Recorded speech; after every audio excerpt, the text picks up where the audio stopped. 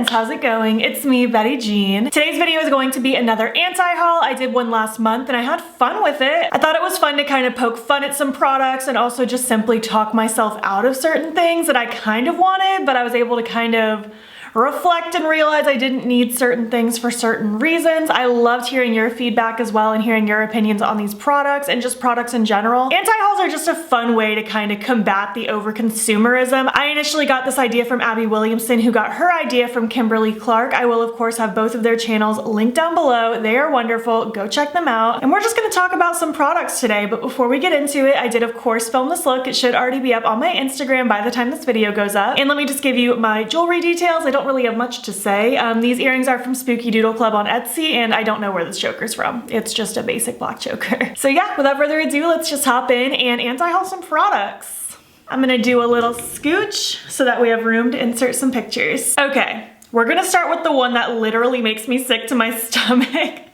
This is this Oscar Mayer face mask from Amazon. I'm sure you've already seen this, but if you haven't, this is so tragic to me. It literally looks like packaged Oscar Mayer bologna you would buy at the grocery store, but it's a face mask.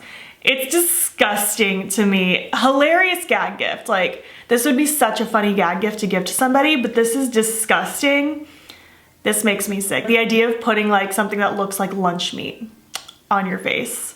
I hate it. I hate it so much, but I had to talk about it. Okay, this is probably one of the stupidest releases I've seen so far this year, and to be fair, the year just started, but this is stupid. This is the new beauty blender. It's the Wet Me beauty blender where it can change colors. It starts out orange, but when you get it wet, it turns yellow. It's just all sorts of gimmicky. You absolutely do not need this. I stand by that. I don't think anyone needs a real beauty blender. I used to use them back in the day. Back when early YouTube days convinced me that beauty blender was the best version of a makeup sponge, I would spend $20. And I went through a few of them back in my day, but it is not worth $20 anymore at all, by any means. This one's technically $20.50 actually, that markup. There are so many more affordable sponges. I love Juno & Co, Real Techniques, Colourpop has good sponges. There are so many affordable sponges out there. You do not need to spend $20 on a beauty blender, and especially one that just changes color when it gets wet. And it's gonna get covered in product anyways. It never stays looking cute. Like even this one, this is from Base Blue. This looks like a ghost, but it's horrendous. It has freckles on it, it has blush, foundation. These things just don't stay looking cute. Never buy a beauty sponge just because it's cute. It's just not worth it. Okay, this one is in this video just because I need to talk myself out of it because it is absolutely stunning. These are these Anessa Myricks Dewy Cheek and Lip palettes. These are beautiful. The pinky one is Do It Flirty. The more neutrally one is Do It Undercover. I love them both. I would be more drawn to the Do It Flirty because I'd get more use out of that one. Oh, they are beautiful. I love a dewy cheek. I love a dewy complexion. These look amazing. But I'm talking myself out of it. I do not need it. I've recently acquired some new dewy cheek products, so I do not need to add more. But these are beautiful, but I definitely just needed to speak out loud and talk myself out of it. Do not need them. And I will say, I do think I would prefer these to almost just be singles or duos rather than four. I don't know why. I don't know why. I feel like when it comes to cheek products, I either want like just singles or a duo over like a quad. I don't know how to explain it. I don't really have a reason. Okay, this is the Fenty Gloss Bomb Dip Clip-On Luminizer. The first version of this launched like early pandemic, and it's basically a clip-on lip gloss you can clip to your wallet or your bag or your pants or anything like that. And you're supposed to like use your finger to quickly dip in, throw some gloss on. Horrible idea for the beginning of the pandemic, and I find it so hard to believe that the first round of this was so popular that they felt the need to release 2 more shades. I think this is horrible. Pandemic aside, I just feel like the idea of sticking my finger into like a clip-on lip balm like that just does not work for me. I just don't understand what difference does it make to clip something like this on to dip your finger in and then get your finger dirty than to just throw a lip gloss in your bag. I think it's stupid. Again, pandemic aside, I think this is stupid. It's not for me. And honestly, I really haven't heard anybody talk good about this. Maybe at home you have it and you love this. I'm so happy for you, but I think this is so stupid. Next up, the KVD Beauty Lightweight Full Coverage Good Apple Concealer. I heard such hit or miss things about the Good Apple foundation, and I feel like the general consensus I heard is that it looks good immediately after putting it on, but then it does not look good for long term. I'm not a full coverage person anyways. I don't like full coverage foundation. I don't like full coverage concealer. I'm not even wearing foundation today. I just have a little bit of concealer on and then my cheek products. This concealer is not for me. The idea of like a new full coverage concealer does not speak to my soul. And just the fact that there were so many weird hit or miss reviews about the foundation, I don't know how I feel about it. The shade range looks really nice. It's a very good gradient of colors, but this is not for me. No, thank you. Okay, this next product, it's like cute, but horrific at the same time for me. These are the Kimchi Chic Beauty Teddy Kim all-in-one palettes. I do not like this. Basically, it's like a toy, like a plastic hard bear. The bear itself is cute, but it looks like a bear. And then you open it up, it splits in half, like down the head. And one half is cheek products and one half is an eyeshadow palette, and I just do not like this. Aesthetically, it's not good. I feel like maybe you like one set of the eyeshadow palettes, but the face products that are put with that specific eyeshadow palette aren't gonna suit your skin tone. I don't feel like this is going to be very versatile for a lot of people. It seems versatile, like it seems like a good all-in-one product. But again, like the cheek products that work for you might not have the eyeshadows that you prefer. And I just think aesthetically it doesn't look very good. It comes with stickers to decorate your bear. That's cute and quirky or whatever, but it's not my thing. I just feel like this is one of those things that you buy it just because the bear is cute, not because it's the most practical thing to use. Not for me. I don't want it. I think this is, I just don't like it. I just don't like it. Simple as that. Okay, this next one is from Urban Decay. This is the Wild Greens palette. This is not, they tried. Let me just start by saying that. I feel like they tried, they just didn't try hard enough. I do actually kind of vibe with the packaging, not so much the giant eyeball, I think that looks kind of weird, but just the little doodles throughout the rest of the packaging. I think that's pretty cute. The little snakes, the little flowers. I vibe with that. I actually did not like immediately think Urban Decay when I first saw this. I just don't understand why they're calling it Wild Greens when there's only 5 greens out of 12 shades. Literally half the palette isn't even green. Most of the shades just look like typical Urban Decay. I will say I'm happy that it's not the regular naked palette layout with the long rectangular pans. I do like the layout of this one better than what they usually do.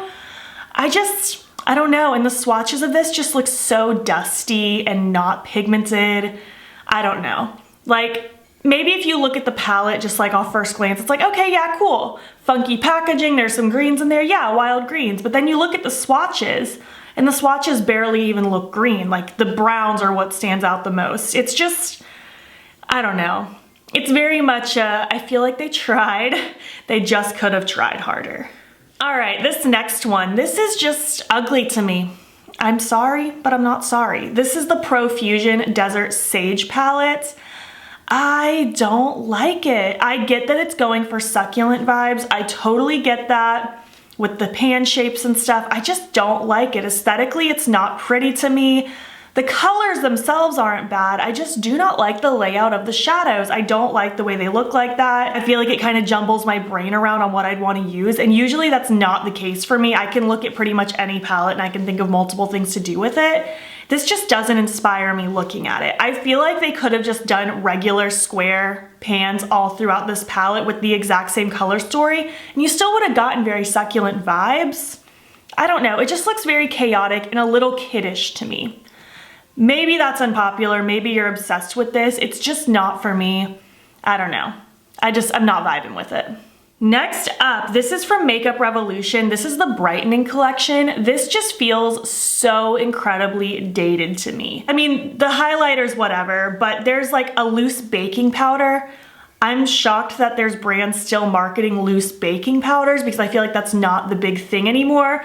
I'm positive there's still people out there that like to bake under their eyes and stuff like that, but I feel like as a general rule, that's not what people are going for anymore. We're going for much more of like less powdery look for the most part. I don't know. I just feel like that's a little bit dated. I don't feel like we needed a new banana Bright and Loose baking powder. This literally throws me back to 2017. And then I don't know what's going on with this concealer. It is such a dated packaging. I know I've said dated 500 times in this segment, but it's just so old school looking. With the spongy tip, it's just not cute. I don't know. I truly feel like had they not had the loose baking powder and they made the concealer packaging just like a regular doe foot concealer type packaging, and it was the under eye correctors, the new concealer, and then the highlighter, I feel like this aesthetically would have looked a lot prettier. It just feels very old to me. I feel like looking at this picture and looking at these products, I feel like I'm literally thrown back to 2017 or even earlier. Nope, not for me. And finally, the last thing I wanted to talk about today is the new Beauty Bay palette. I was really excited when they started teasing this palette because I love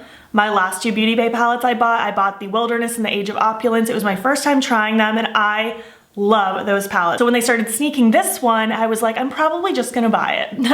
No matter what, I'm gonna get it. But it's just not it for me. This is the Love Notes palette. It's got mostly golds, a little splash of purples in the bottom corner, an even smaller splash of reds in the other corner.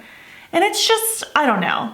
I feel like because of my Age of Opulence, where that one also has a lot of golds, but then it has blues and purples, I basically have this vibe, just this has reds instead of blues. I don't need this one. It's too gold heavy for me. I'm not opposed to gold, but it's not something I use very often, especially if I'm gonna play with neutrals. I definitely do prefer like more taupey, silvery, cool tone based thing. Gold is not the first thing I reach for. And I don't know, aesthetically this just isn't for me. I do love a good purple red combo.